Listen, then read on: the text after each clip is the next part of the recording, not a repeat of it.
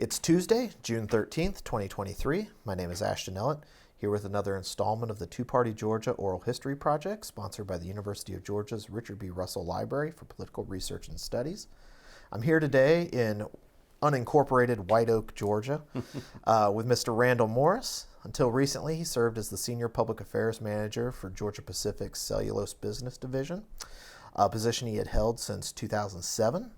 Prior to that, he was a member of the Public Service faculty at the University of Georgia's Fanning Institute, Deputy Commissioner at the Georgia Department of Industry, Trade, and Tourism, now known as the Department of Economic Development, as well as Executive Director of the Brunswick and Glenn County Economic Development Authority, and several other hats that he's worn throughout his career. A graduate of the University of Georgia, he earned his bachelor's degree in political science as well as a certificate in port planning and management from the University of New Orleans.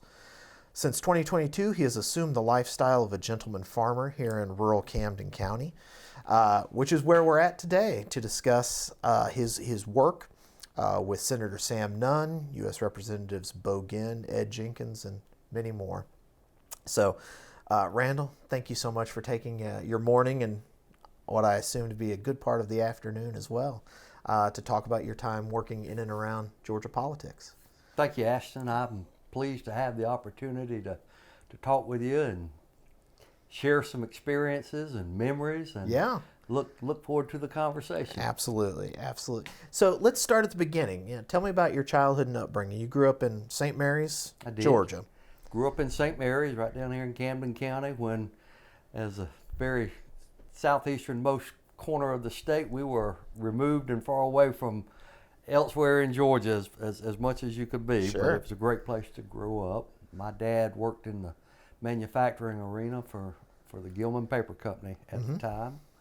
I grew up in a great family with two sisters and my parents there in St. Mary's, and I got a love of understanding and wanting to know more about the public sector by listening to my dad around the dinner table, because we would invariably sit down around the news hour, and he would have the news on the TV while we were eating, and we'd talk about what we were hearing on the TV while we were having dinner. And he always had an opinion that he would share. And so I guess that would be the genesis of my love for the public sector. So were you one of those sons who saw eye to eye with his father's opinions, or not so much? It depended on the issue.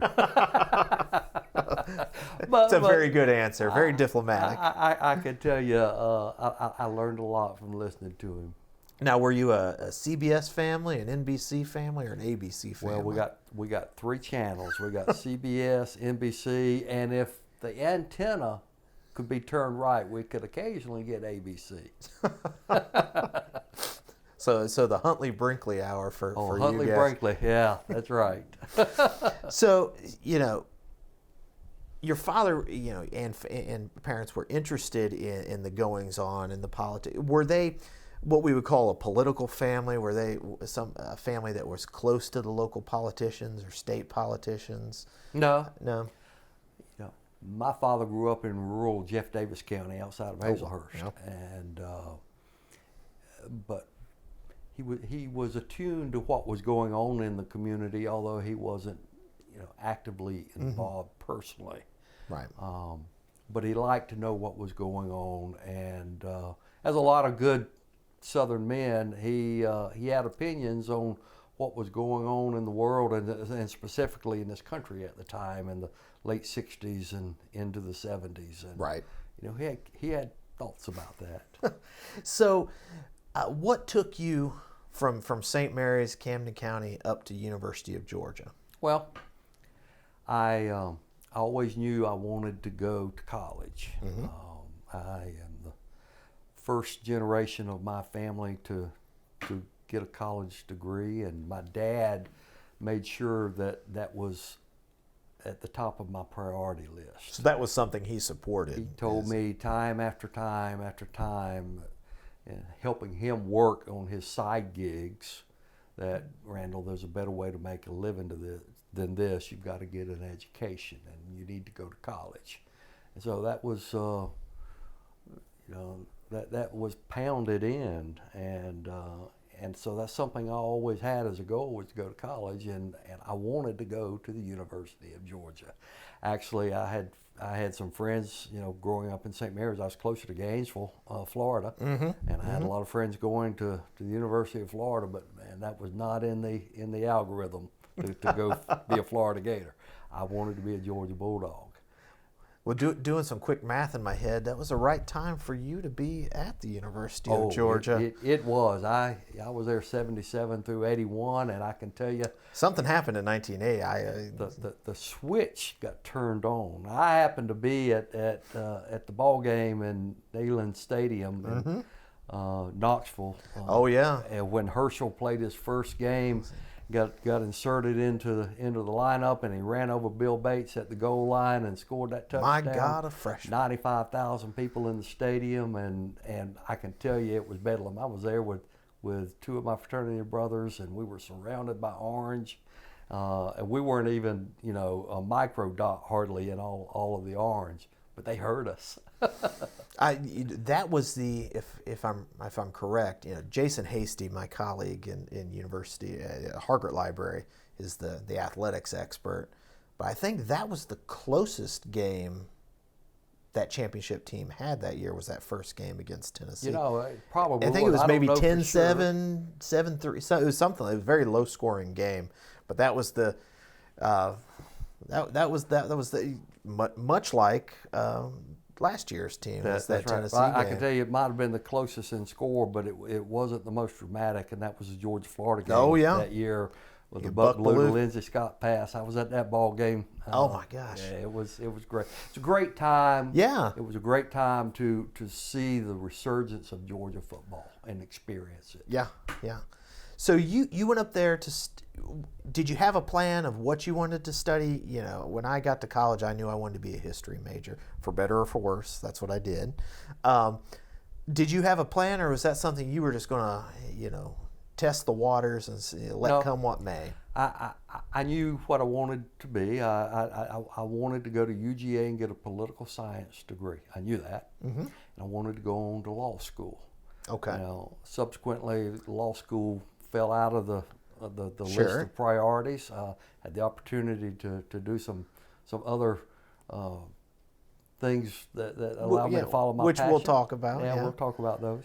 But I knew I loved political science, and in high school, my civics classes in American government, those were my favorite, and that's what I wanted to pursue. So you were at UGA with two of the greats, and there have been many great professors come through that department, but you were there with Dr. Bullock and Dr. Locke Johnson, and so you got to study at the knee of the greats. Absolutely. I had Dr. Bullock for one class, but Did you have him for Southern politics or legislative process? Southern politics. Okay. But with Locke Johnson, I had 4 classes with him, and I can tell you, in 80 and 81, listening to him in the classroom talk about the election cycle that year was truly a blessing for me then and today. Locke is somebody that I hold dear to my heart with all that I learned from him. Another interesting thing that we talked about in one of Locke's classes, that was the time of the hostage crisis in Iran, and he shared a lot of information from his days on the Hill working for Senator Frank Church, and it was great. Right. It was. It's a good experience Yes. for later life. So were you active in student government, student politics, campaigns on campus? Well, I was. We had a student government association for most of the time I was at Georgia, and I was active. I was in the School of Arts and Sciences, and was one of the delegates from that school in the Student Government Association.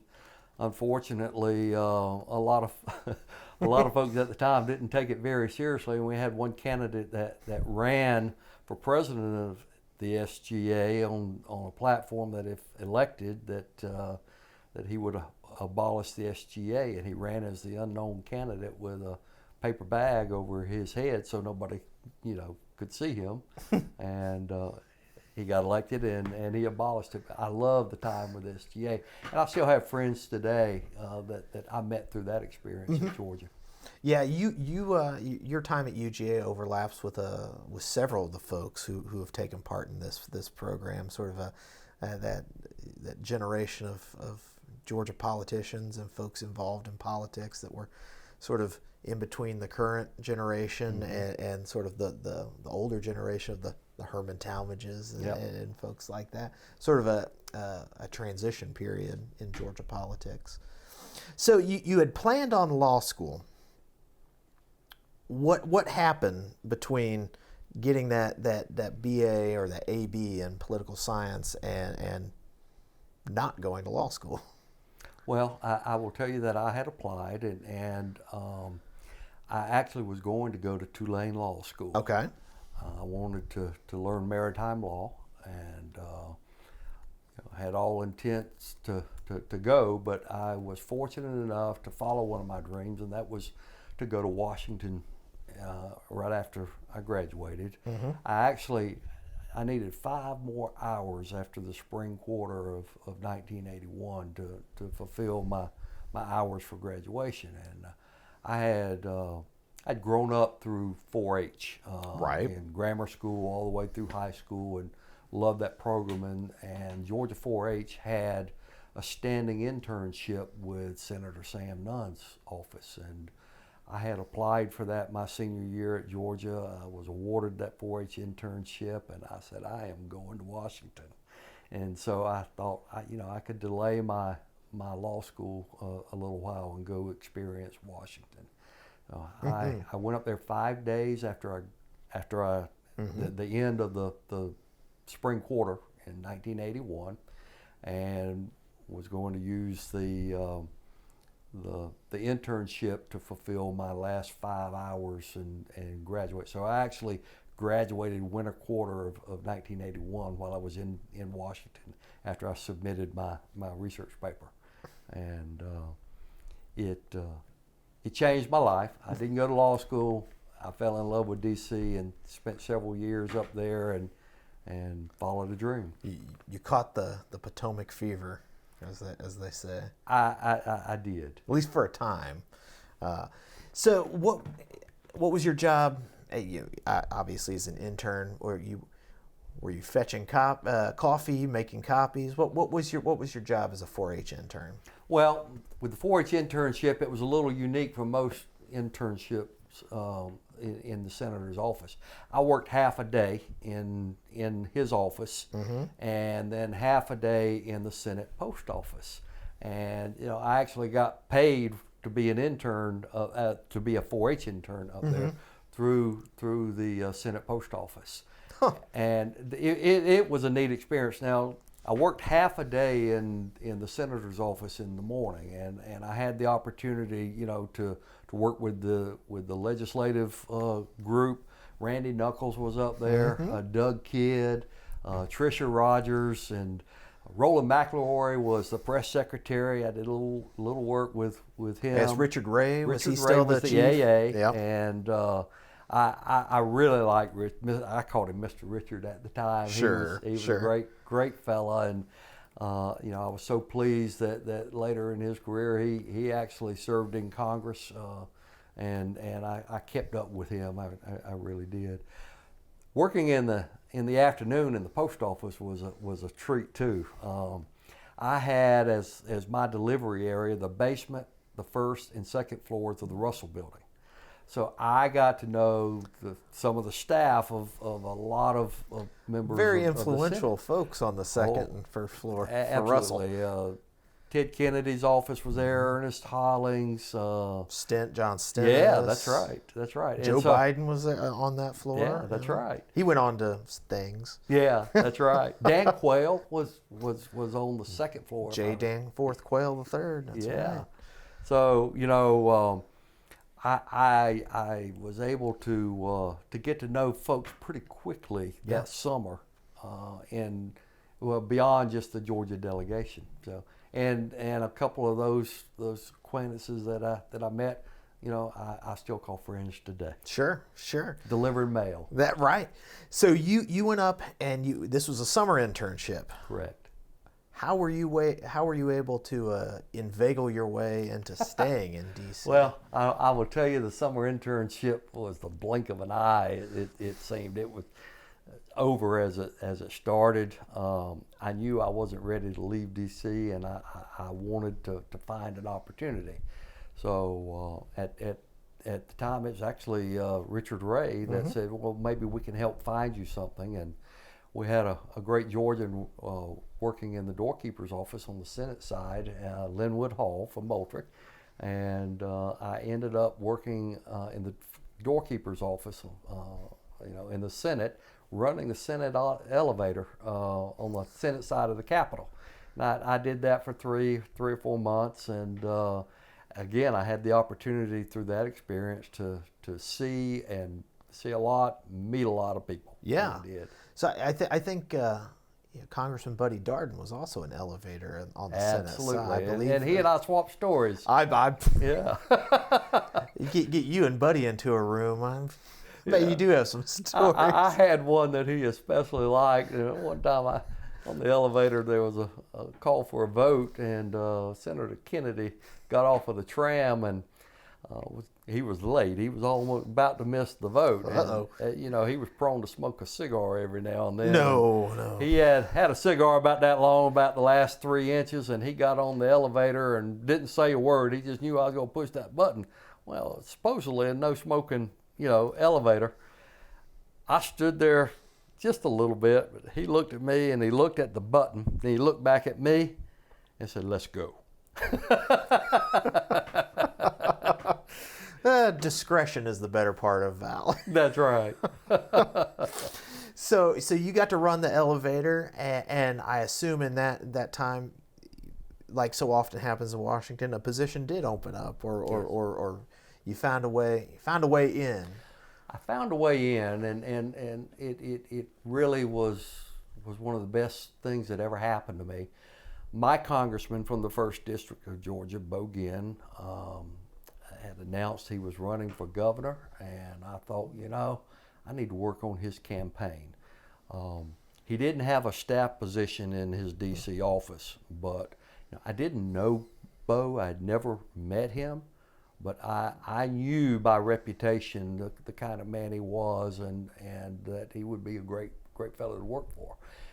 Governor's campaign, that race that opened up in 1980, there were a lot of candidates, and I went and introduced myself. I made an appointment to go meet my congressman. Right. He met with me, and I told him that, I heard that there might be an opportunity to work on your campaign as you run for governor. Now, in the background, I had a couple of folks, friends, like Richard Ray, another time he interceded, gave me a strong recommendation, and Bo told me that he would find a place for me on his campaign and would call me shortly, So I returned home the end of October of 81, stayed home and back in Georgia for a couple of months, and I got that call to go to Atlanta, and I went up there. This is a great story. I actually went up there for another reason with some friends down here, and in the 2 months or so that I was down there, I'd grown a beard. I still didn't have much of one, but I had one. And I got up there, and Charlie Graves had been hired as Bo's campaign manager, and along with Bill Talmadge. Okay, I was two of them, Charlie Graves and Bill Talmadge, and they told me that Bo wanted me to take on the role of traveling with him. He said, "I don't need to be taken care of, but I need somebody to go with me." And so I thought, that sounded like a great opportunity. So Charlie said, "When can you start?" And I said, "Well, I can start right now." And he looked at me and he said, "Well, what are you going to do with that beard?" And I said, "What beard?" And that night, it was gone.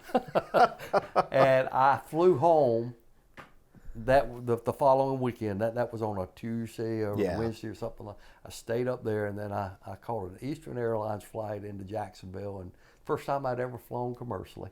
And and flew home to get my car and my belongings, and turned around and went back to Atlanta and worked with Bo on his campaign. So where was it headquartered out of?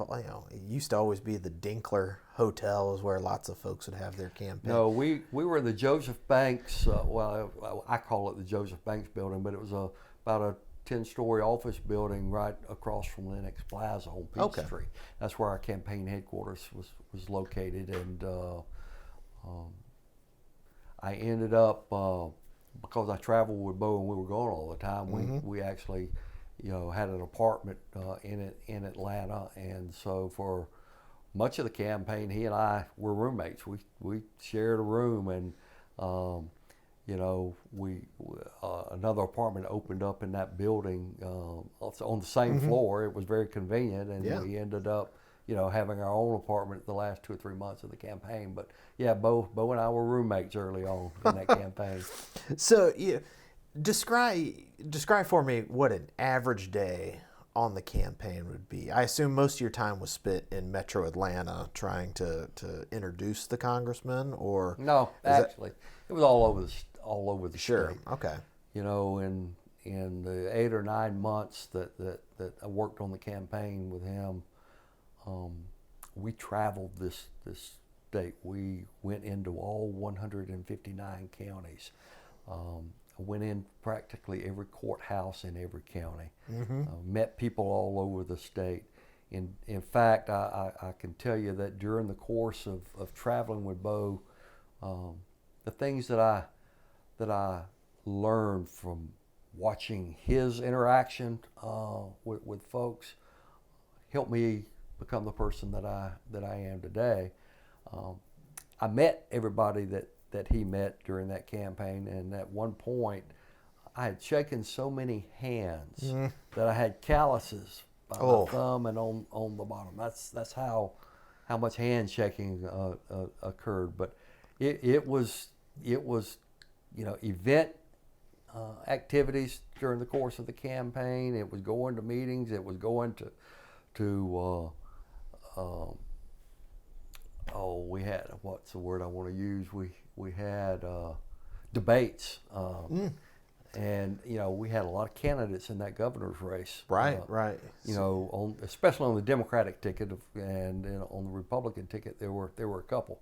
But it seemed like 7 or 8 candidates in the Democratic field. Well, yeah. All right. Let's play that favorite game. Who was running that year? So, well, I can tell you: Norman Underwood, Buck Melton, Jack Watson, Billy Lovett from Dublin. On the Republican side, Bob Bell. Ben Blackburn. Yeah, Ben Blackburn. That's right. Seemed like there was another one. I think those were the two that were the serious candidates on the Republican side. And Joe Frank. Joe Frank. Oh, right. How could we forget? That's Joe right. Frank Harris, the cement man from Cartersville, Georgia. Absolutely. Or concrete. I'm not. Yeah. Either one. Either or. So you're driving around the state. How did a campaign work in sort of the pre-internet, multi-million-dollar campaigns that we see today? What did it mean to campaign across the state of Georgia? Just driving in Chamber of Commerce dinners, barbecues, fish fries. Were those still a thing? Oh, those were the thing. Bo was very well known and beloved all across the 1st District. And we had to always pay special attention not to forget the 1st District. We did concentrate on the rest of the state of Georgia. Bo originally coming from Southwest Georgia, Edison, Georgia. He had a lot of friends and family there. But we spent time, crisscrossing this state and trying to meet as many people as we could. We had eggs and issues breakfast with Chambers. We had barbecues. We had activities at the night. We put together a core group of regional folks on our team that their primary function was to get Bo opportunities to go have face-to-face discussions with folks so he could introduce himself personally. And there was no better candidate face to face than Bo Ginn. There really wasn't. And you know, the job was to go out and meet people and let them get to know Bo. Then he'd ask for their vote. Right. One other thing that Bo did a little differently from most of the other candidates is, having served in Congress for 10 years and worked in D.C. for 10 years before that, he knew what it meant to campaign and how to do that. And he brought a level of electronic campaigning through the television ads that really, opened the door in Georgia. We had a PR firm out of Atlanta, Green and Burkhart, that did all of Bo's marketing and advertising and produced his TV spots, and they were labeled by some across the state as slick, Washington slick.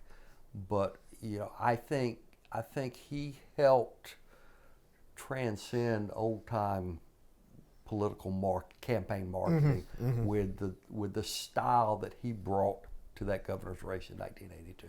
Right. You think about maybe the first transition out of that being Carl Sanders. That's right. And then, not that he won in 1970, but he had a very forward-thinking advertising. It was sort of cerebral. They brought in the Maysles brothers to do these long-form campaign commercials of Carl Sanders jogging in Piedmont Park back when people didn't jog. But yeah, you're right. You think about the modern sort of the Georgia approach, which has only changed very recently, which is hoard your cash and spend it after Labor Day all on television ads. And you're right, that period in the 80s, that was new. Yep. And to your point, that was kind of seen as not high-handed. That's not the right word, but something, a big spender, like you said, slick. One of his commercials was him standing on top of a C-5B aircraft, and while in Washington, he had served on the military appropriations subcommittee of the Appropriations Committee. He was really one of the architects, along with Senator Nunn, in Kings Bay and in Fort Stewart and Hunter and the rest of the military infrastructure in the state. And he had done a lot in that arena. This particular TV spot had him standing on top, and when it started, you had Bo from the shoulders up, and he was talking about all he had done to help produce the military jobs and how important the military was in the state of Georgia. And as the commercial went on, the camera panned back, and finally what you saw was a very small Bo standing on top of this C-5B, and his last line was, I may look small, but I think big. And it was a great message and a great marketing piece, but it was seen in the eyes of a lot of Georgians as again, slick. Right. So tell me, we've talked sort of around the issue, but what was Bo Ginn like? What was he like as a boss? What was his personality like? Just tell me about what you saw and experienced as his body man, as his roommate, as his staffer. What was he like? He was real. He was a good person, very real, very approachable. In many respects, like a father figure to me at the time, and certainly long after the 80 campaign.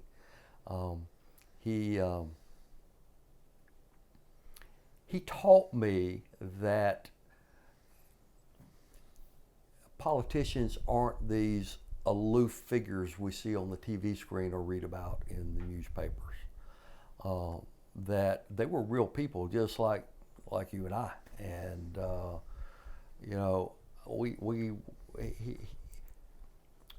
I benefited because he took an interest in knowing me. As close as we were, for the duration of that campaign, I saw him when he was up. I saw him when he was down. I saw him, when he was tired. I saw him when he was just ready to go bite the bit and get it done. Mm-hmm. But through all of that, what was consistent with Bo was how approachable he was, how friendly he was. He was my mentor, became my mentor through that and long afterwards. But he was a real person. Even like my family. I got to know his family, his very immediate family and then his distant family because they all helped in the campaign. Right. But, I learned that when I saw an elected official at whatever level on television, usually on television, they're, Atlanta or at the time Atlanta or Washington, that those are real people just like you and me. And I learned that what Bo did as an elected official was out of his interest and passion, and not something he was. It's what he did. Right. So going around the state, you're working day in, day out, shaking those hands.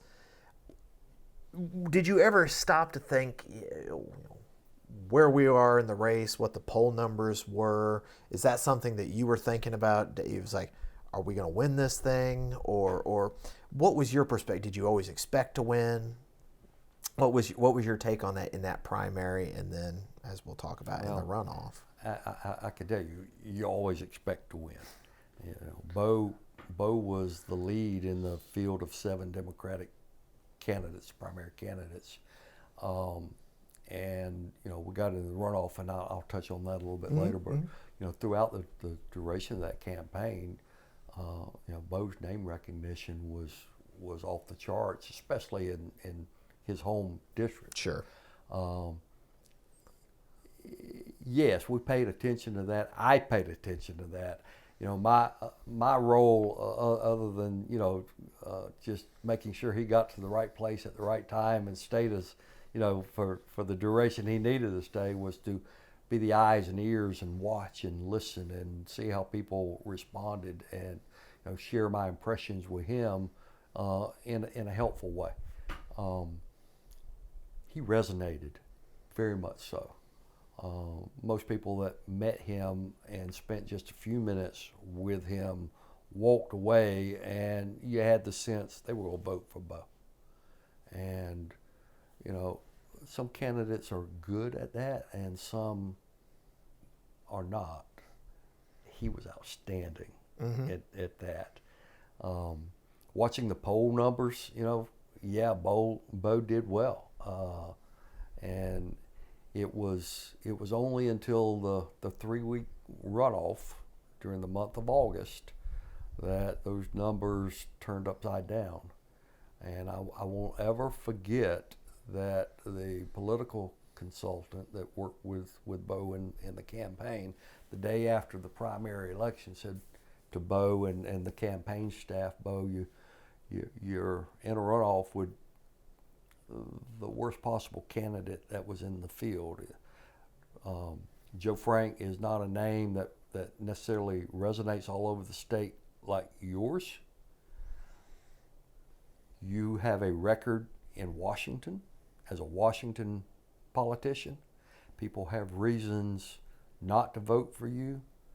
They don't have reasons not to vote for Joe Frank, and that's a big difference.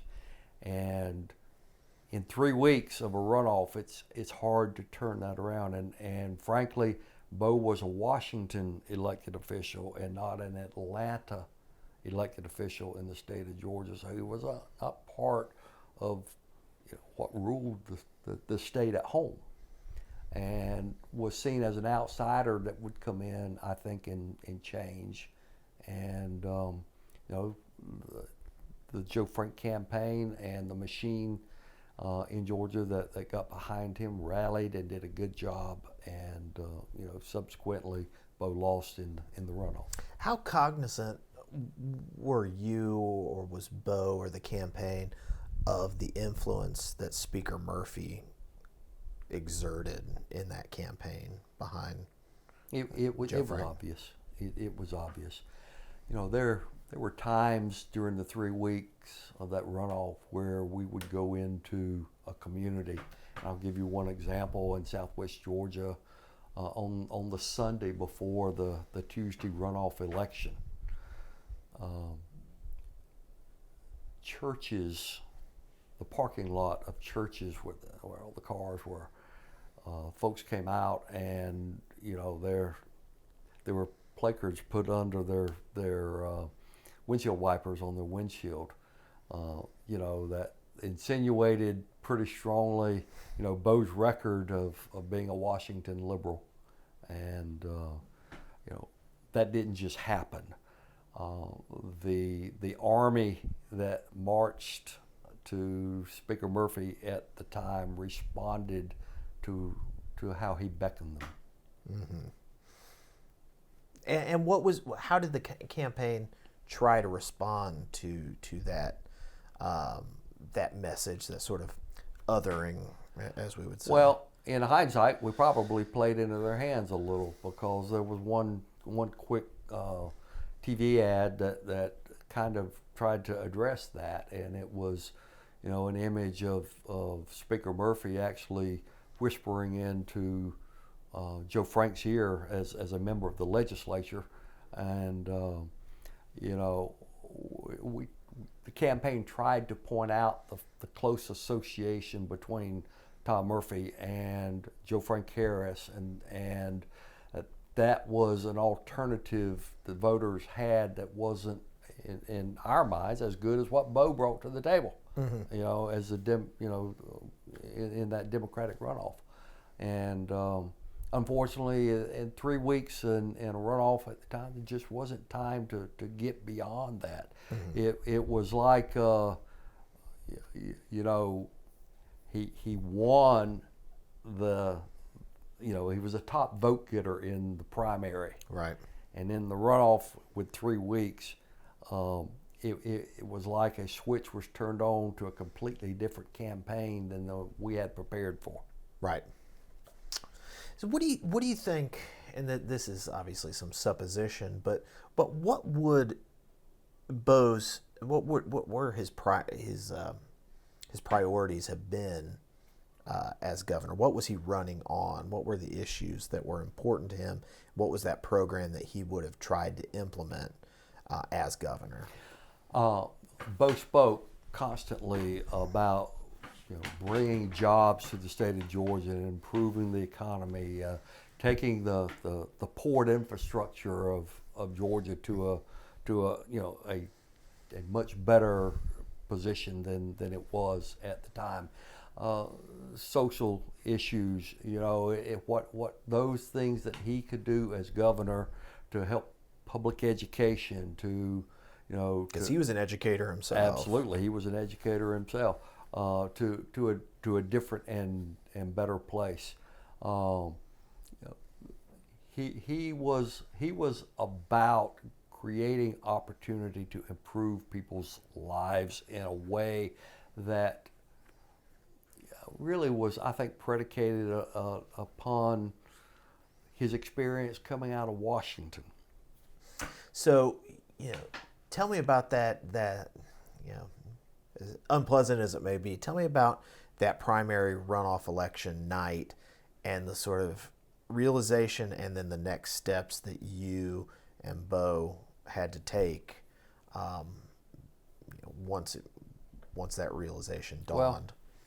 Well, I can tell you the elation that we experienced the night of the primary election was 180 degrees from the primary runoff election night when those returns started coming in. It was as if all the air out of the balloon, escaped. Mm-hmm. It hurt. It was painful. That night, we admitted, Bo came out and gave a concession speech and called Joe Frank, and I can tell you that night was a tough night. I invested, as did many people across this state. We invested in a movement to elect Bo. Nobody invested more than Bo Ginn in his own campaign. And I'm not talking monetary, I'm talking about, emotional life living. And, the experience of defeat in that arena, I will tell you, I've not felt anything else quite like that since. You don't forget it. Yeah. The next morning, Bo and his family were returning to Millen, and I drove them to Peachtree DeKalb Airport, and I can tell you that it was a tearful departure for all of us. Where it was going to go from there, we didn't know exactly yet. We all agreed we'd meet in a couple of days in Millen and see where things were. He was still a sitting congressman. That's right. So, a couple of days later down in Millen, he said, I got to go up. I still have unfinished business the last 3 months of this year, 4 months of the year, to do in Washington. So he invited me to go up and become part of his congressional staff, and I did that through the duration of 1982, helped close out that office. And, I learned a lot from that experience too. And I can tell you, this is a neat story. Ted Turner had a big initiative, piece of legislation he was tracking that was pretty important to him. And Bo was helping to carry that water for him up there as Congress was closing out in 1982. And it passed. And I won't ever forget Ted Turner coming into Bo's office with a couple of bottles of champagne to thank Bo and the staff for what they had done to help push his legislation through. I think Senator Mattingly was the point guy in the Senate on that legislation as well. He absolutely was. I think if you read any biography of Ted Turner, that legislation is discussed for obvious reasons. Correct. So you're closing the office, which is on the one hand you still get to work with the staff. You get you're there with Bob and the other folks in the office and the congressman, but at the same time while you're working, you realize that this is going to end January 3rd of '83. So how are you working there, but planning your next steps? I appreciate you asking that because, I started off in D.C. right after graduating from Georgia. I loved it. The campaign, to me, was an education I couldn't go get anywhere other than on that campaign trail. And I had high hopes and expectations for it that didn't pan out. And so my question personally to myself was, Randal, what do you want to do now? I wanted to go back to D.C. Bo gave me that ticket to go up there and help close out his office, which gave me a base of operations to work from and try to find another opportunity. Bo helped me in that regard. Congressman Ed Jenkins, that represented the 9th District, offered me a position on his Washington staff as a legislative assistant, and I jumped. And so I transitioned from the closure of Bo's office in December of 1982 to a start in Congressman Jenkins' office in January of '83. So it was seamless. So compare and contrast for me, not that that's a fair thing to do, but compare and contrast Ed Jenkins to Bo Ginn, somebody you had got to know so very well over the last year or so, to now you got a new boss. Well, I will tell you that in many respects, their personalities were similar in how they thought of people and how they had a service-oriented passion to help people. Now, their personalities, were different in that Bo never met a stranger. Ed never met a stranger, but he had to spend some time with them before they became his friend. Gotcha. I don't say that negatively at all. Everybody's different. I'd always heard some differences between North Georgians and South Georgians. I'm not saying they're different. I'm just saying their approach to the establishment of good, close relationships is sometimes different. I really enjoyed my time working with Ed. You know, he served on the Ways and Means Committee in the House. He was, you know, pretty senior up there. He was seventh but when I left, he was seventh in seniority on Ways and Means. Dan Rostenkowski was the chairman. But I learned a lot from Ed. He was one of these, I'm going to listen, but I'm going to figure it out, and you'll know when I figure it out. Very North Georgia. Yeah, very North Georgia. I'll share this story. You know, in 1984, we had a presidential election, but leading up to that, there was a lot of speculation about who Walter Mondale, the Democratic nominee, was going to choose as his running mate. And before he made that decision, you know, there was rumors about, you know, a woman, the first female candidate, you know, as running mate, black, and I was sitting in Ed's office one day, and we were talking about some of the legislation that I helped him with, military legislation and such.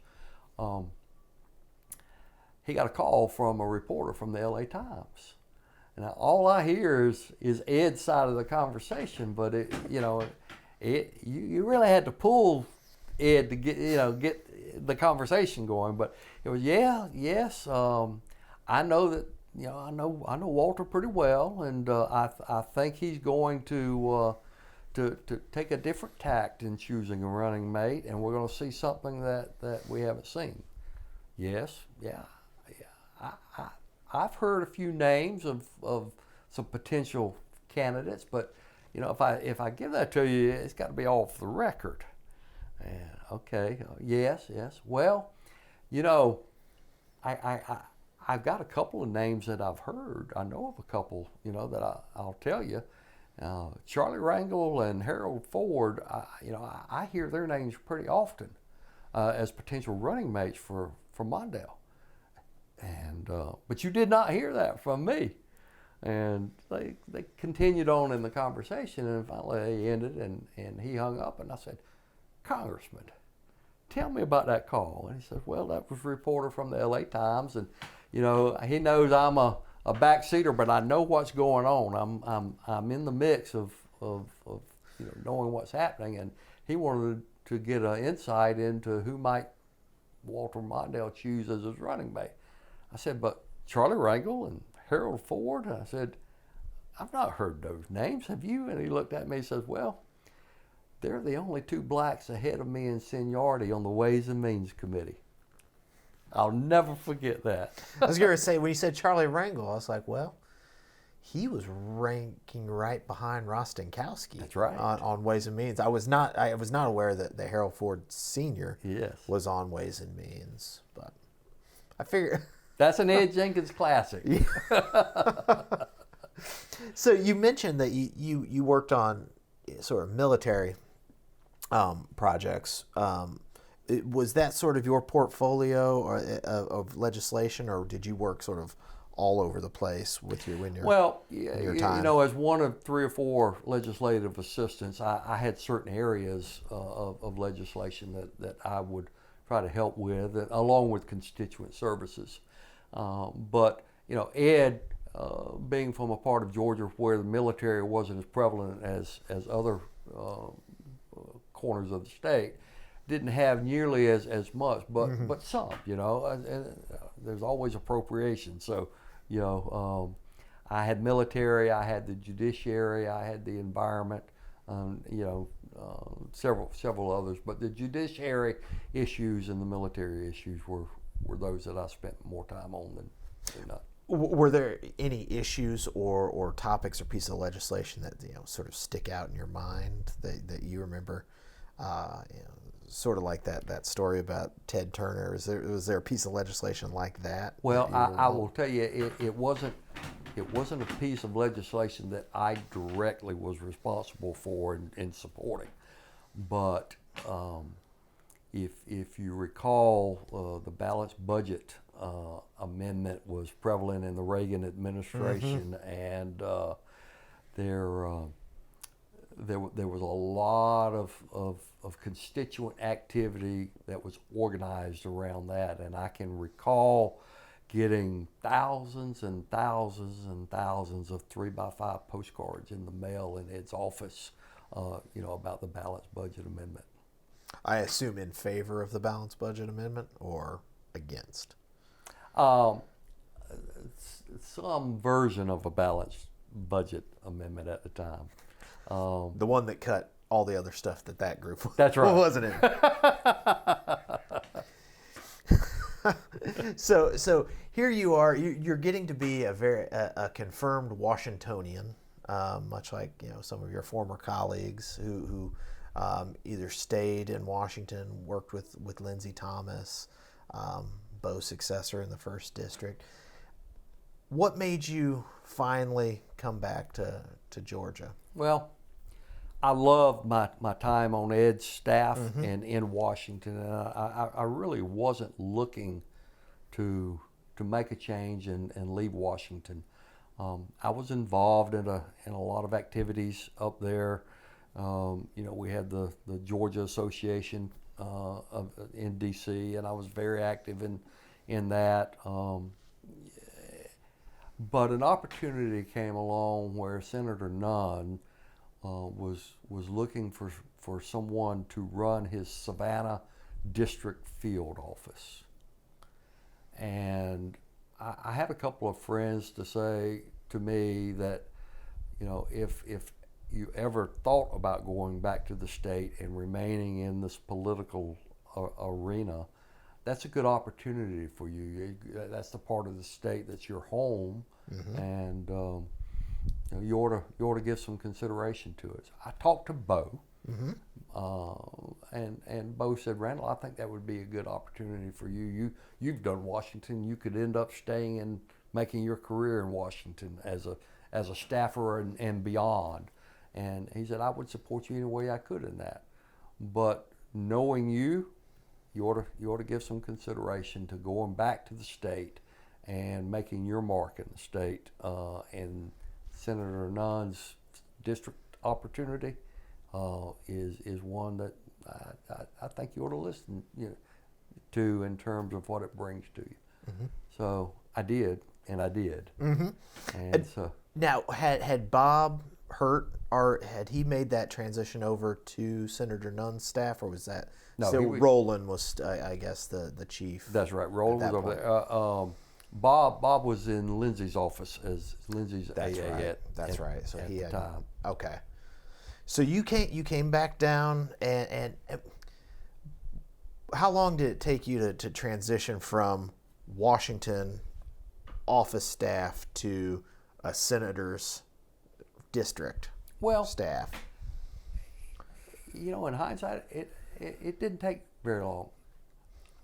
The Savannah office was over 42 counties that went from Camden County in the south all the way to Lincoln County. Wow. And Augusta. I had that area. It's a large area. My job was to be the eyes and ears across those 42 counties. And, if I was in the office, I wasn't necessarily doing all of my job. Mm. Getting around 42 counties was a lot like campaigning across the state. That's true enough. It really was. And I will tell you, I loved it. I absolutely loved it. I met a lot of you folks that I didn't know that were Nunn supporters, mm-hmm. that I didn't necessarily meet during the campaign, but a lot of those that I met that supported Nunn and were his friends across these 42 counties were people that I had met during the campaign as well. But I can tell you, getting in my vehicle and traveling up to Jenkins County, Bo's home, was like going home for me. Traveling to Lincoln County, in an area of the state that I knew but I didn't know, mm-hmm. It was an opportunity for me to see different facets of the state in ways that I didn't even have to have during the campaign. During the campaign, it was always rush in, rush out. I got to know these 42 counties and the people that either supported Nunn or needed some assistance from Senator Nunn. Right. And that's a different field of endeavor that I really took to. I really did enjoy it. I got to go on working farms and talk with farmers and learn, what's, their needs were relative to the activities of the senator in Washington, around the Farm Bill and whatnot. Covering the coast to, Augusta. I had Savannah, Augusta, Brunswick, inland communities. It was an eye opener. So you're working in Senator Nunn's office, and we talked about this a little bit before we started the camera, but your counterpart in Senator Mattingly's office was our friend Eric Johnson. That's right. How much interaction did you have in, for example, somebody might call Eric, or they might call the Senator Mattingly's office, but it's a military issue that might be better handled by Randal Morris or somebody else on Senator Nunn's staff? Did those things happen?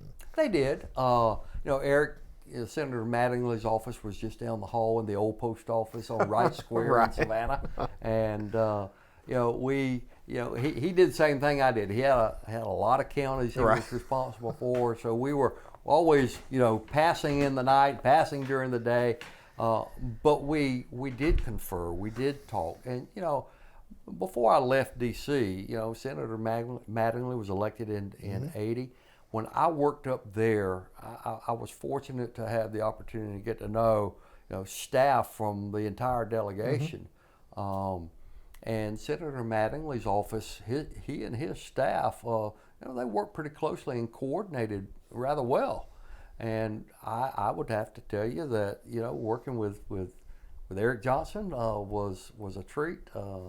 I think we helped each other a good bit and helped our bosses. One fun story he told during his interview was, I think Senator Mattingly came down. He was talking about American manufacturing, and that the newspaper reported that after he finished his speech, he got into a Honda Civic and drove, and it was Eric's. Well, it was all about saving $1. So. That's true enough. True enough. Right. That's right. So you're talking about, this is taking a step back, but 42 counties. I'm trying to think, what kind of car were you driving to get that sort of? I'm trying to think of 1980s gas mileage. I can tell you, I had my personal car that I had in college at Georgia, and that was an MGB convertible. Oh, look at there. Now, you're talking about explaining that when I would drive into some of the farms. But no, it worked well. You and Bob Hurt just going down the highway. That's in your right. Convertible. That's right. So how long were you with Senator Nunn's staff? Well, I left his about a year and a half, almost 2 years. Okay. I had an opportunity to try a different field of work. I learned that going into counties, all over the state, but particularly in the 42 counties, that the economies and the relevance of jobs and opportunity was always at the apex of the list of things that concern people, the constituents. In Savannah at the time, in 1985, 1986, there was a big focus on re-energizing their economic development organization and the structure to create jobs and investment for Savannah and Chatham County.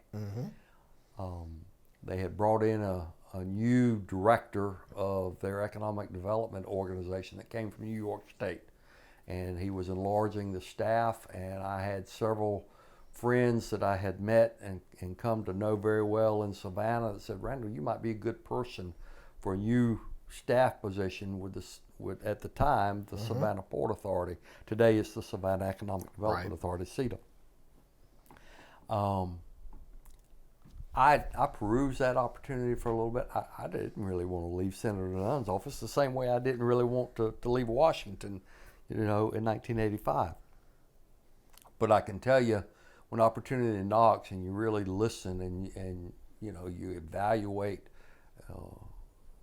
what your options and your choices are. The decisions that follow usually work out, and fortunately, with me, they have, and I made the decision to leave Senator Nunn's staff and go to work for the Economic Development Organization in Savannah. I worked with the director, Dick Knowlton, who had come from New York State, and Kevin Shea, a native of Savannah. And I was the third employee there. And that set me on a path in the economic development arena that lasted almost 20 years. And I loved it. I really loved that.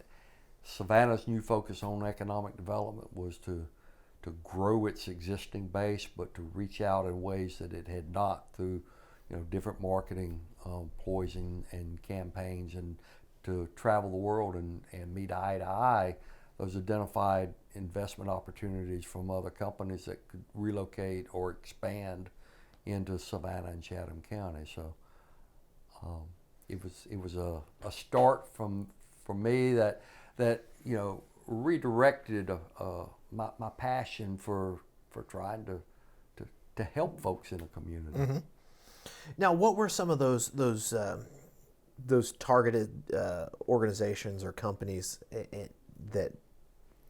that they did reach out to, and how it was Savannah transformed during your time with the Economic Development Authority? Savannah, one of the major communities of the state, had a very diverse economy. It wasn't all, tourism. That was the biggest then and today. But there was a great manufacturing base across Savannah. You had Gulfstream down there. You had the pulp and paper business down there. You had lots of heavy manufacturing, light manufacturing, warehouse distribution was starting to occur, but it didn't. It was nowhere then as it is today.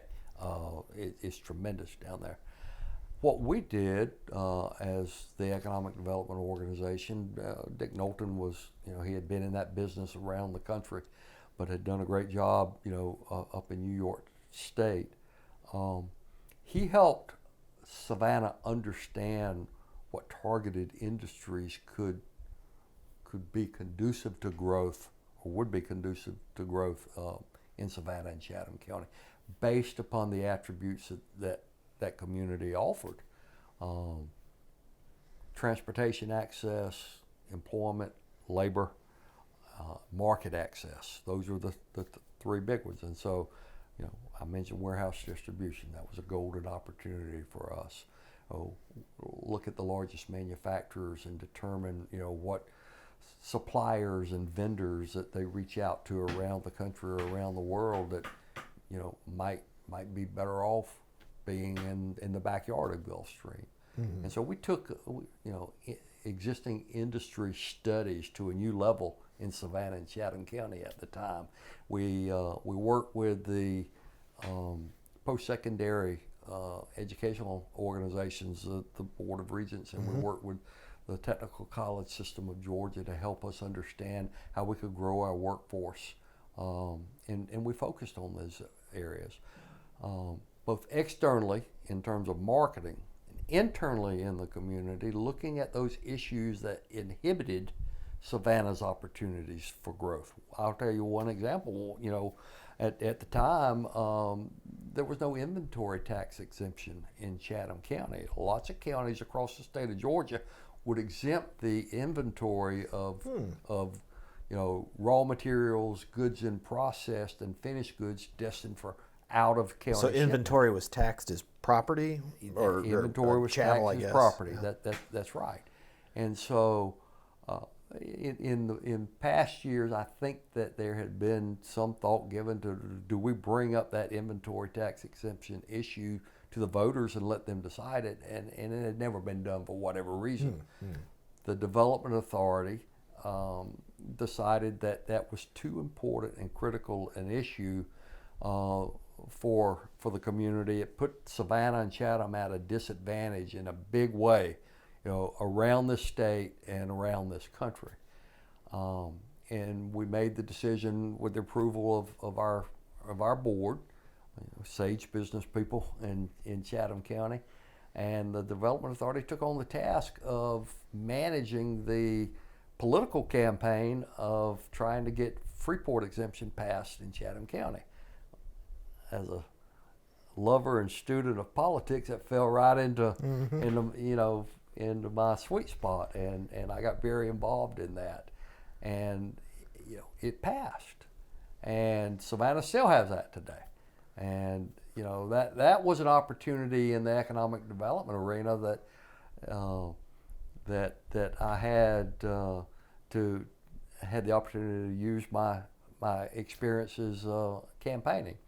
I can tell you another story. You mentioned Senator Matting a while ago. One of his big supporters and helped him on his staff in a big way was Bill Stewart, an accountant out of Brunswick.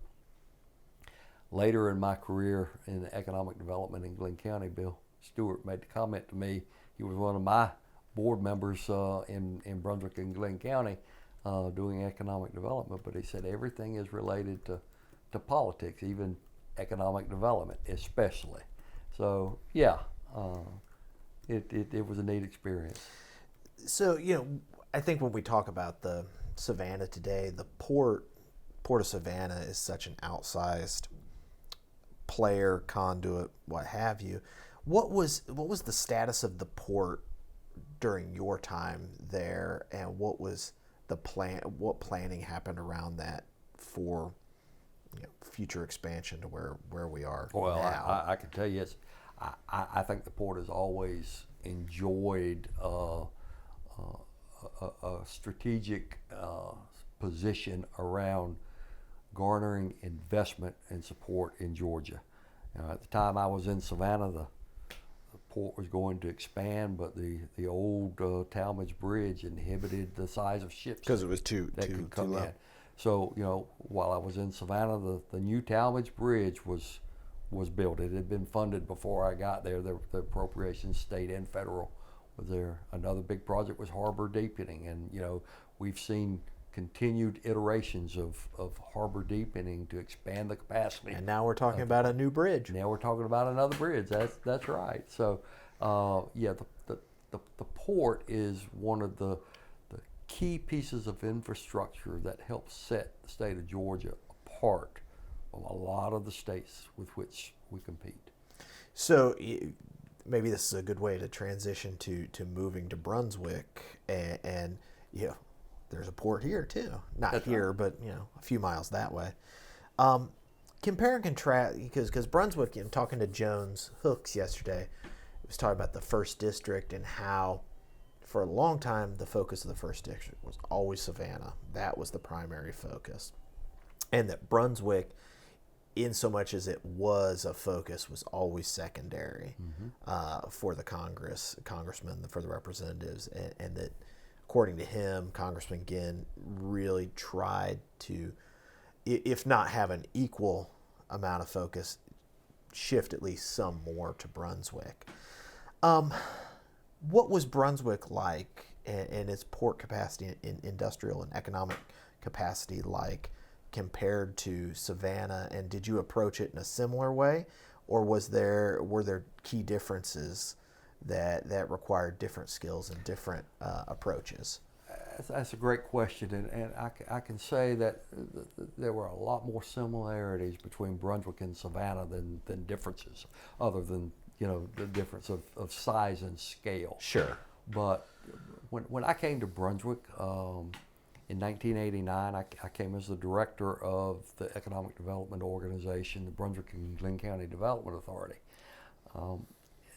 Like when I started in Savannah, Brunswick had just recently undergone a transition to re-platform its economic development structure and organization. And I was the second director to come in after that reorganized structure was put in place. Brunswick has an economy much like Savannah's. It's a regional economic center, just different in scale. But what you have in Brunswick and in Savannah is an economy based on three legs of a stool. First, there's the resort tourism elements, of being a destination community. a vacation place, a real estate hotspot, and Savannah and Brunswick have been that for years and years. Federal government impact in both Savannah and Brunswick with the military up there, as well as the same down around Brunswick. You had the federal law. You still have the Federal Law Enforcement Training Center, Glencoe, for which Bogan and Sam Nunn both are greatly responsible for. But you've got Kings Bay just to the south of Brunswick. So the federal impact to the economy of Brunswick was and still is extremely key. And then third is the manufacturing business arena. And again, on a scale differential, Brunswick was a lot like Savannah in that it had some significant manufacturing and industry companies, and still does today. Coming into Brunswick, my role was to bring what I had learned in Savannah. My charge from my board at the time was to let's not lose any jobs. Let's create jobs where we can find different ways to expand. Let's do that. I can tell you that in the 5 years that followed, working very closely with the leadership that was here, Woody Woodside at the chamber. He'd been around since Methuselah walked the earth, and as great at his job. It was a golden opportunity. During those 5 years, we were able to lease better than 90% of all of the existing, lease or sell, 90% of all of the existing publicly and privately owned buildings zoned industrial. We were able to secure a corporate relocation out of Troy, Michigan with, at the time, it was called Jared Brown Brothers, but a defense contractor primarily that did shipboard manufacturing for the Navy. They're still operating in Brunswick, and today they're PAR Systems.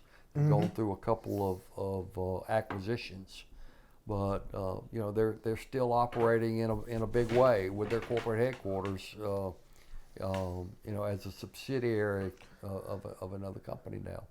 Now, when you came in, I'm from the Midwest, so much of my experience growing up has been one of deindustrialization.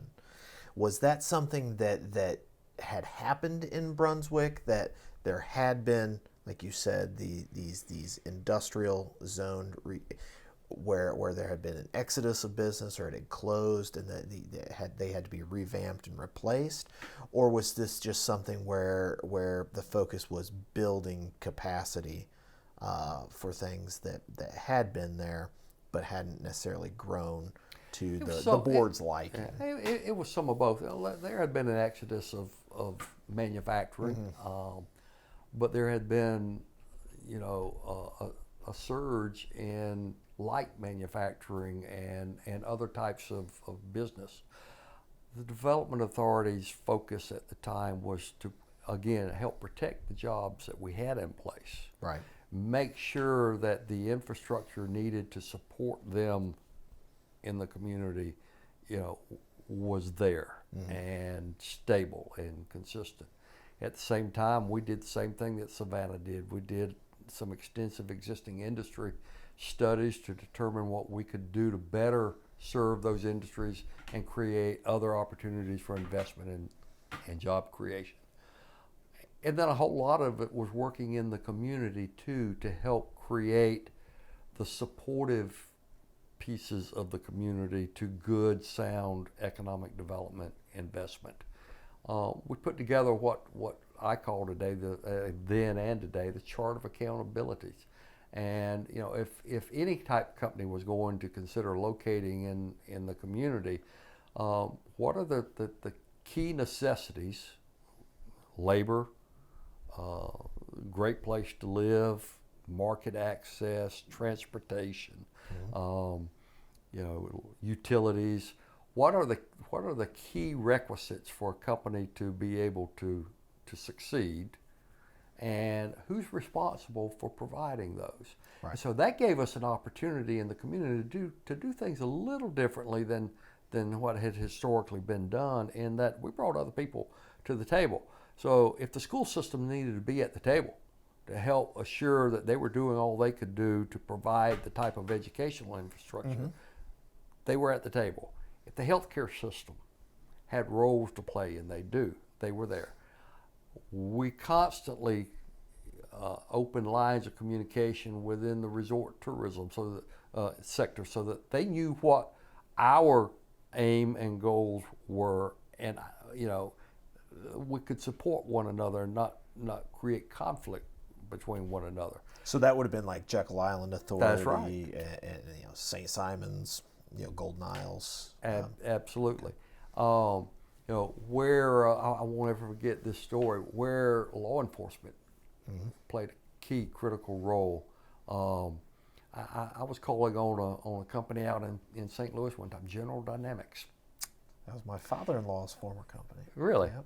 And anyway, talking to the real estate director for them at the time, and they didn't have a project. I made a cold call on them just to make sure that they knew of Brunswick, Georgia, and what was available there in the event that they ever decided to look at coastal Georgia. He pulled out a Rand McNally atlas, which has crime statistics in it, and it was dated. And I said, "I hear what you're saying, sir." And I saw the date on that, and it was 8 years old. That atlas was at the time. And it wasn't all geography. They had a lot of other things about Brunswick in there. But I said, if I can send you some updated information that it sounds a little better than what's printed in that book, would you take that? He said, absolutely. So I did, and he did, and not to say that impacted at all, but General Dynamics owns Gulfstream. Gulfstream not only is located in Savannah, they've got a tremendous investment in Brunswick, Georgia. Now, that gentleman that I met with probably has long since retired, but I can tell you when I left, and with the follow-up that I had with that individual, he knew of Brunswick, Georgia. So that was your, it's sort of like you were talking about Bo Ginn earlier, getting that face-to-face was the way to get the introduction, make the connection, and then subsequently build on that. That's right. Similar skill set is what you're saying. Another thing we did, Brunswick was fortunate that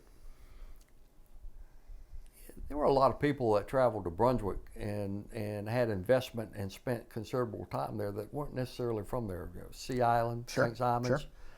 We identified people on Sea Island that maybe lived there some part of the year, or full time, but had extensive experience and contacts in the business world and around the country. And we organized at the time a group of Sea Island residents that agreed to help us with their contacts. It was all about dot connection. It was all about marketing who you are, where you are, what you have to offer. And former CEO of a company retired and living on Sea Island gets around, and when that individual feels personally engaged and appreciated to speak on behalf of his or her new community and share the Brunswick story with the folks that run his or her former company now, that creates opportunity. Certainly does. You were talking about planning and having the resources needed to sort of foster and maintain growth. And we're thinking about Kings Bay, which is here in Camden County, but the folks who live and work there might do so in Glenn County or in Brunswick. So how much coordination or how much cooperation could there be between these counties when the project might belong to Camden County, but the effects spill over into your neck of the woods in Brunswick and Glenn County? That's a great point, and I have to say that it's sometimes it's a hard sell to cross jurisdictional Yeah, lives. yeah. It is. You know, I said earlier, Brunswick's an economic center, a regional economic hub, and it is. And you know, at the time in the late '80s, early '90s, you know, Kings Bay had already taken off and was a significant presence.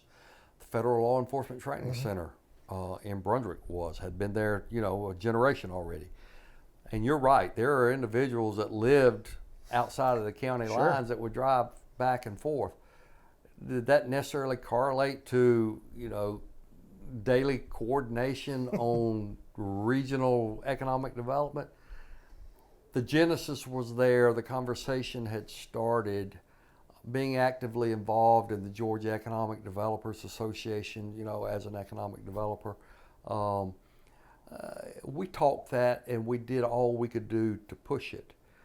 I can tell you, you know, today in 2023 compared to the way it was in the early 90s across the state, whether that's Brunswick or Cordele or Gainesville or Augusta or any place in the state, there's regional cooperation that exists and is successful today because of seeds that were planted 30 years ago. I can tell you that you know, when I left Brunswick, I went to Conyers in Rockdale County and headed up their economic development activities. That much like Brunswick and Glenn County, it was the single municipality of Conyers and Rockdale County. We had an opportunity to locate a significant presence there, and we needed both governmental entities to cooperate on the extension of infrastructure, support, and getting them to work out the algorithm of how they both benefited directly to that. Took a little elbow grease, but we did it. And frankly, we got into revenue sharing between governmental jurisdictions. And there, you know, that's happening all over the state now. You know, the big Hyundai project located up on I-16 in Bryan County, just outside of Savannah. There's revenue sharing going on between a joint development authority of four counties up there that, you know, 25 years ago you wouldn't have heard of that kind of cooperation. Today it takes place. Right. Yeah, because, you know, we talk, you see the size and scale of this. You know, there's no way something that happens at that factory in Bryan County isn't going to affect Chatham or Effingham or Liberty County. That's right. It's, and all you have to do is look at it. Frankly, it's just not the mechanics of the economic development program that is causing these dots to be connected. It's the awareness of, by the political structure of what it really takes to be competitive today. There's no way that Chatham and Bryan County are going on their own to supply 8,000 jobs to that project up there. That is going to be a project of regional impact, significant regional impact. And you know, our political infrastructure today fortunately recognizes that. Our elected officials recognize that. And there is a sense of the need to work together to make things happen, and we'll figure out how we all benefit downstream from the consequential activities of this. Well, you know, so much of the conversation is talking about party polarization and how nobody works together anymore, and all you have to do is look at Governor Kemp, who's a Republican, and Senator Ossoff, who is a Democrat. They both are making trips to South Korea, and now how much coordination is going on behind the scenes? I'd say probably a lot more than we know about publicly. But you're right, it is something that you know, going back, most would say Governor Busby's era, the era of economic development, but you could probably go back even farther to Governor Vandiver and Sanders. But, and this is a long way to get to this question, which is how much coordination did you, as economic developer, executive director, obviously you answered to your board, but how much interaction did you have to have in Washington and Atlanta to get what you needed to get done on the ground, either in Savannah or Brunswick or Conyers? close connectivity. And I can tell you, it depended upon the issue in terms of how you weighted your time, allocation to get a job done. But all politics is local. It all comes to roost at home, and when you're trying to grow opportunity at home, you got to go to where the support for that exists. That's Atlanta and Washington, and beyond. But I can tell you, I've walked the halls of Congress in Washington lobbying for industrial revenue bond legislation in the past. It's extremely critically important to manufacturing investment. I've walked the halls of the Georgia Capitol in Atlanta on issues relative to the success of locating a company.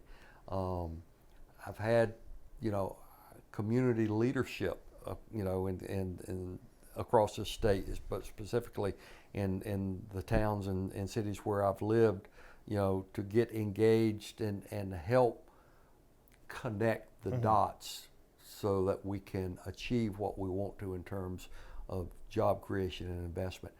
At the same time, I've spent a lot of time in the past trying to help educate community leaders around what economic development really is. A lot of folks in the community think economic development is the creation of jobs, and that's a piece of it. But there's a lot that goes into creating jobs. It's not just the jobs, it's the investment. But how a community chooses to do that depends upon how well they, as leaders, understand the devilish details that have to be worked out and supported. Company just doesn't up and decide to expand. There are too many options across this country and now today around the world to invest $1 to make $1. Right. Now here's a question, because yesterday I'm talking to Jones, was talking about sometimes a development or a project is not right for a community. Now, in his perspective, this was Jekyll Island, which is a unique, special case. And in economic development, obviously you spend most of your time recruiting and wooing and getting business and industry settled into your community. Was there ever a time in any of your economic development gigs where you had to say, this isn't the right fit for our community and this isn't a direction that we need to go? Absolutely. You've got to know, as an economic developer, as a community leader, as an elected official, as an informed citizen, what makes sense and what doesn't make sense in your respective community. I can tell you, you don't need to locate a heavy manufacturing facility right next to an existing school or an existing neighborhood. And there are some communities that the real economic drivers aren't related to manufacturing. So what do? You have a strategy to grow small business, to grow warehouse distribution. There are different elements that make a community conducive to certain types of investment. And it takes knowing the community. You don't just take a blanket approach to economic development any longer to where we're open for business for anything that wants to come to us. Right. So it's sort of the pre-World War approach to, we'll take any mill, any factory. We have a docile labor force, just come on down. And it has to be, it's much more nuanced now than just hanging a shingle out. Very much so. It's important to understand that you want to strive to be able in business to choose your customers, not always have your customers choose you. You want some of that, but you want to be able to choose your customers. In the economic development arena, you want to be able to choose your investors, right, as much as you can. So so your job, or at least part of it, is to create an image, the attributes that will attract specific businesses and industry and investments, as you're saying. Correct. with that comes an educational responsibility to help inform the community. The balance equation of good, sound economic development. And I can tell you in some respects it's harder to do today because of the prevalence of single issue directives. And I don't want this growth in my backyard because I'm here and I don't want anything else to change my backyard, although it would be great for the community. So it's a constant. It's not just the act of selling; it's the act of educating. Right. So you take all those experiences in those communities and you take that to the state level at what was then industry, trade and tourism. Well, it used to be the Department of Industry, Trade, and Tourism. Industry, Trade, and Tourism. That's right. Which is now Economic Development and Tourism. So what was your responsibility as a deputy commissioner at the state level? My good friend Randy Cardoza, that was leading the Department of Industry, Trade, and Tourism in the 80s and through the decade of the 90s, offered me an opportunity to leave my job in Conyers, and I didn't have to move. That was great. But to come join his senior team at the department and help sell the state of Georgia. It offered me the opportunity to, again, use all of the experiences and build upon the contacts that I had made and over the previous 15 years or so, and do that for the state of Georgia. And at the time, this was in 1997 when I joined Randy at the department. We had just experienced the Olympics, right, and we wanted to build on that. And so how we marketed the state became a little different style than what was done pre-Olympics. We were now, had been on a world platform with the Olympics. So, my job as deputy commissioner over marketing was to build upon new strengths and weaknesses, still employing the old. But what do we do differently? So we came up with a different logo, the peach logo for the state. It's not the peach that exists today, but the predecessor to the colorful peach. We had a different one, but we also worked with our allies and our partners. And in advance of the Olympics, the department had worked with both the governor's office and the large companies within the business community that helped us sell the state of Georgia and created the Georgia Allies. And that was the Georgia Powers and the Oglethorpe Powers and the Delta Airlines and the Trust Company Banks. It was those companies that had footprint. The Fortune 500, Fortune 500. 100. They had footprints all over the state of Georgia. And they helped us market through Georgia Allies in ways differently than we had, building upon what we learned from the Olympics. And so as the marketing deputy commissioner, I helped coordinate the activities of the Georgia Allies. It helped us, rethink how we did traditional marketing activities like the red carpet tour or the Georgia, fall feather hunt. And, we looked at those successes in a different way as to how to execute them.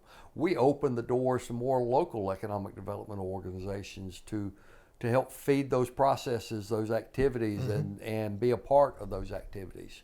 And it worked very well. That was another great experience working at the state level, doing that.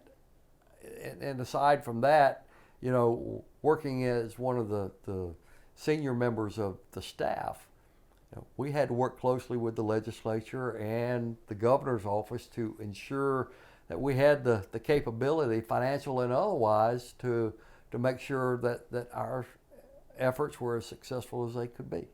Now, this is obviously jumping ahead a bit, but I think it's a good time to ask it. But why do you think Georgia has been so successful in the arena of economic development? I think people today, they see all the big projects and think that maybe they spring out of the ground, but it's really the product of lots of work over the years. Why do you think Georgia is benefiting from that now, as opposed to some of our neighbors? Well, it goes back a long way in time. You go back 100 years, and that's a long way in some respects. But Atlanta was the city too busy to hate during the Civil Rights Movement. And you look at what happened in the Southeast with the growth of Atlanta, and over a very short period of time, Atlanta superseded all the other peer cities of the South. Birmingham. Charlotte. Charlotte caught up a little bit, but Charlotte is still no Atlanta as it is as today. Georgia has attributes, natural and man-made, in the state that lend to the process of success. But I think that the key factor, the critical factor, is that we've always had good leadership in the state of Georgia that understand what it takes to know generational success and growth. That doesn't say that it's smooth all the time. There are hiccups, but it works well. And if you look at Georgia today and how we compete, whether it's economic development or business or otherwise, Georgia does very well regionally and even more so nationally across the United States because of the vision that has been bought into over multiple generations now, and why it's important to know where you're going and have a plan to get there.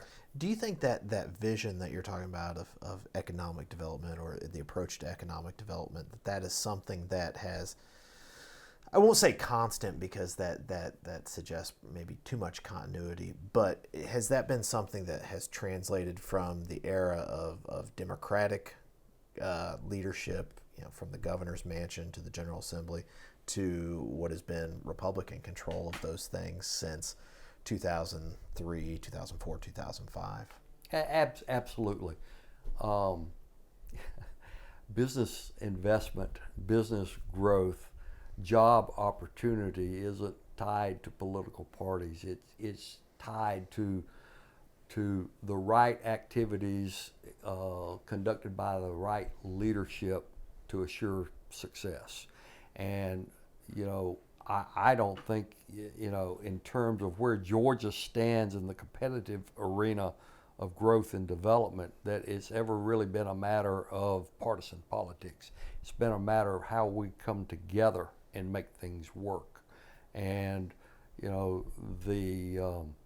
transition in the time period that you mentioned in 2000, or actually even in the late 90s, as we saw the shift in political influence in this state, move from the Democratic Party to the Republican Party. I can't tell that impeded this state's ability to grow at all. Not at all. Go back again to the visioning process. George Berry, knowing what we needed in an airport facility with Hartsfield International. We had leaders that I think really looked out for the big long-term picture of where we could be, and strive to work across political ideologies to ensure that we had the sausage being ground correctly in the background of politics to make it work. Well, I think maybe you mentioned George Berry and the airport. Yeah, I think most people who fly into and out of Atlanta, whether they're transferring or it's their home airport, Yeah, you don't really realize until you hear,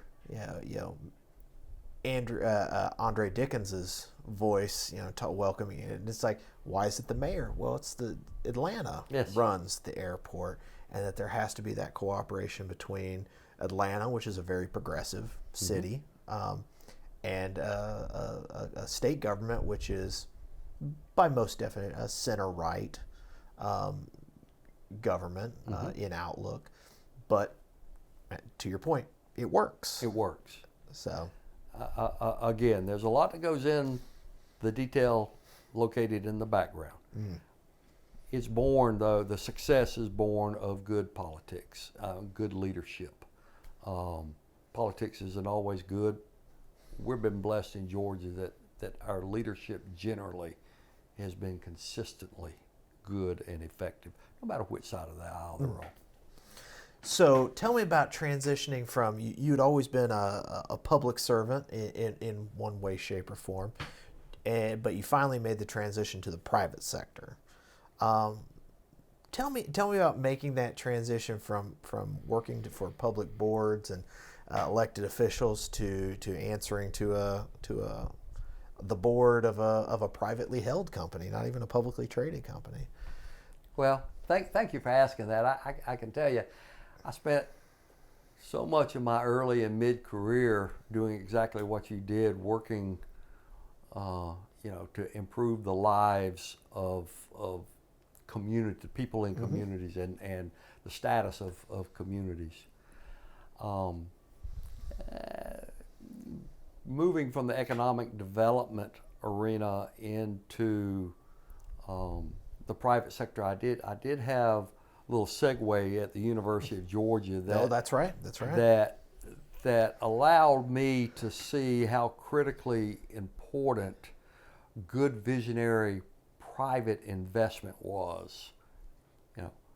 When having been a graduate of UGA was much different than being an employee of UGA. That's true. I can vouch for that. That's right. And what I saw was the need for real, true partnerships in that visioning process of where are we and where we're going to be. While working at UGA, I had a friend from Georgia Pacific, a great Atlanta-based company, to call me and say, we recently were acquired by Koch Industries, the second largest privately held company in North America, owned by Charles and David Koch. They bought out Georgia Pacific, and we're looking for the right people to help us in the public affairs and communications arena. And again, I was in a situation where I love working for UGA, but I also learned that public-private partnerships were critically important to that journey of success, towards success. So I looked hard, and I made the decision to take that leap of faith and get into the private sector really for the first time. And I can tell you now that 15, 16 years after the fact, it was a wonderful experience, because what I learned from working for a Koch Industries owned company that in Georgia was very well known, Georgia Pacific, it mattered how you did your business, not that you just did your business. And it mattered to the business's success and how you helped position the understanding in the communities where we were located of your operation, what it was and what it was not, and what it takes from a community that has got to support the industry it has. I'd seen that from the public side. Georgia Pacific mill in a community is a tremendous employer and a great asset to the manufacturing base. But from the manufacturing side, why is it important that we are known in the community in a way that they not only know our process, but they know what philosophically we as a company are about? And I spent 15 years, in a number of states around this country, helping our operations realize that it was important for us to know the community and the community to know us relative to how we wanted to grow. I mentioned a while ago that it's important for a company to be able to pick and choose its customers. That's a bottom line philosophy of Charles Koch, and we don't just take that for granted. After 15 years, we as a company, I thought at times went overboard to try to help the community understand why we were doing what we were doing. But I can tell you in hindsight that you can't be too transparent. You can't be too transparent. What you do has a reason, and if somebody disagrees with the reason, you've got to at least help them or strive to help them understand the business reasons that you're doing what you're doing. Does that make sense? Yeah, I think one good example would be, especially when you're talking about mills on the coast and in the Brunswick area, is sort of the environmental impact of the, we've spent most of our time talking about economic impact, but the environmental impact and balancing water usage, for example, in a pulp mill, inflow and outflow, and how did you take your economic development background, where you had worked with all these people whose livelihoods depended on tourism, ecotourism, and balance that with, this is a company that's mission is to make a profit and help its investors. How and blending that with that transparency that you're talking about. How did you approach that during your time with Georgia Pacific? Well, I'm not aware of another company other than Koch Industries that invests so much of its resources into doing the right thing by its operations, by making sure that there's enough capital invested to help assure safety, whether it's environmental or personal or otherwise, is not just a priority, it's a value. The amount of money invested in Koch-owned facilities, not just to make them competitive, it is to do that, but it's to make them right in the community. People don't understand, especially as a privately held company, we don't always have to disclose the Exactly. expenditures and whatnot. But just as one example, the cellulose mill in Brunswick, Georgia, since 2004 when Koch bought that mill, there's been close to $1 billion reinvested back into that asset to make it competitive with any new mill coming online in the world. And what does that mean? That's not just new machinery and equipment. It's going from a mill permitted to draw 45 million gallons of water a day from the aquifer down to an average of 23, 24 million gallons. That's still a lot, but it's an improvement in the operation that correlates not just to the bottom economic line of that company, but to the bottom line of the community. And my role was to help explain that and correlate that to why it was important for us to be in Brunswick and why it was important for Brunswick to understand and know that mill. It's not the mill that operated there 30 years ago.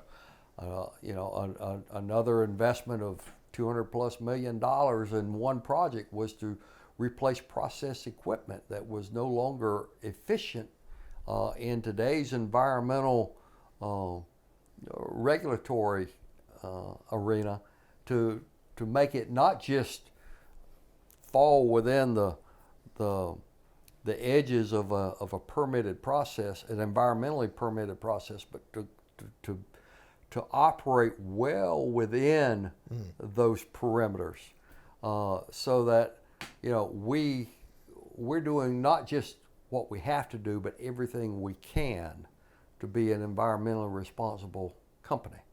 Well, again, whether that's a pulp mill, a wood processing facility, a lumber mill, a tissue and towel production facility, it's across the board.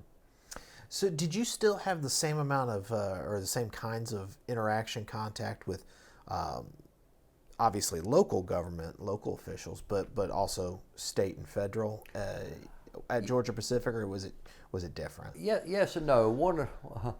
One of the things that I learned and appreciate very much is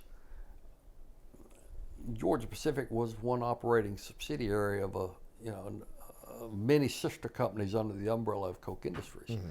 So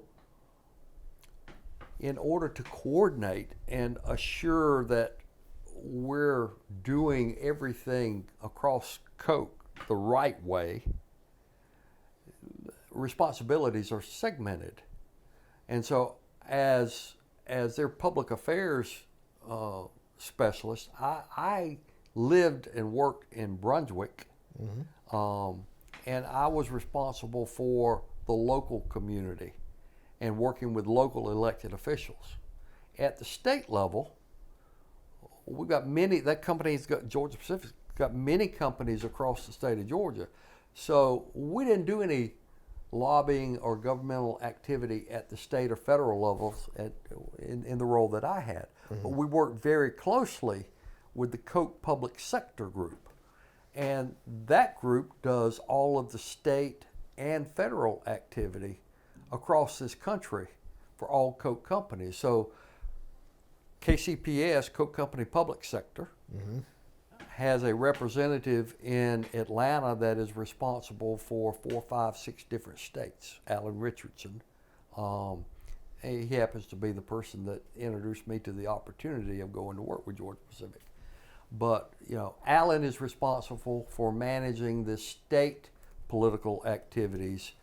And then there's somebody else in Washington as part of KCPS that is responsible for federal. Right. We worked together hand in glove as a team to make sure that we were coordinated and aware of all the moving parts as much as possible across all 3 arenas. So it didn't fall into a single person's or a single team's lap. It's a coordinated effort. Folks in Washington with Koch Company Public Sectors, they got to watch out across hundreds and hundreds of facilities. The federal rules around campaign contributions that apply to Koch trickle down to all subsidiary operations. So if the Brunswick Cellulose operation wanted to make a campaign contribution to somebody locally, that's got to be coordinated up that structure, because $100 contribution in here cumulatively goes into the pot of all Koch companies. And there's a limit to how much Koch or any other company can make in political contributions. So all of that's got to be coordinated. Right. So how did your job with Georgia Pacific evolve over your 15 years there? How did it change? What were your responsibilities? When you came on board in 2007 to when you retired in 2022. Well, I can tell you that it changed dramatically. I had the benefit and the support of the company and allowing me to live where I wanted to live, right here in Camden County and in the Brunswick area, without having to relocate. But they also, in doing that, they afforded me the opportunity to travel. So where I initially was hired to support the Brunswick operation of Georgia Pacific, that quickly grew into all of the cellulose operations. And at the time when I started, there were only 2 cellulose mills, one in Brunswick and one in Mississippi, that produced the same product. I got to be involved in the acquisition of other assets that were blended into the cellulose business in other states, Tennessee, Florida, North Carolina, and elsewhere. So ultimately, I grew into a role that was responsible for managing the public affairs and communication support across our cellulose and containerboard businesses, and those Okay. that's the businesses of Georgia Pacific that produce through large mills all of the raw material pulp that's used on the brown side to make paper bags and corrugated, boxes, and then on the cellulose side, all of the specialty pulp that goes into non-commodity, products such as food products, diapers, things like that. Okay. But I can say that the opportunity to grow, not just in responsibility, but in understanding and knowledge of how all these big corporate pieces fit together, was an education in Sure. itself to me. I was based in Brunswick, but I was part of a corporate resource group that helped support, a business segment of Georgia Pacific. So what led you to walk away and into retirement? Well, first things first, my wife had retired from 30 years in public education. I love my job at Georgia Pacific, but the time seemed right, and my situation was that, in both age and resources, it made sense to consider retirement, and I pulled that trigger about a year ago, and I highly recommend it. Yeah. I still, try to be as engaged as I can in knowing what's going on in the community, and where I can help create a positive influence or outcome. I'm trying to do that, but I'm taking retirement seriously, and I pledged to try not to fail in retirement. Does that mean that I'm not active and doing things? No, it doesn't mean that, but it means I'm able to have my little 20-acre farm and grow olives and produce olive oil and do things and enjoy my time allocation in ways that I can make those decisions for myself every day. Get to spend a little bit more time with the cats, dogs, and grandkids. Maybe not in that order. And don't forget the donkeys out there. And the donkeys. That's right. I'm gonna go see. Get to meet Woody after this.